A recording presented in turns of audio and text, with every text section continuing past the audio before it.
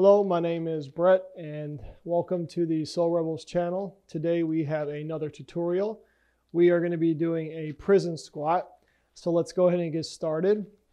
We're going to stand in an athletic stance position. And all that means is we're going to have a slight bend in our knees. Our feet are going to be shoulder width apart. And we're going to stand up nice and straight, pin our shoulders back, engaging our core. All right. And from here, we're going to take our hands, bring it right behind our head, okay? And now we're going to look up and keep our chest up, and we're going to sit back on our heels like we're sitting in an imaginary chair. And we're going to come back to the starting position, and that is a prison squat. And I'll show you from the profile.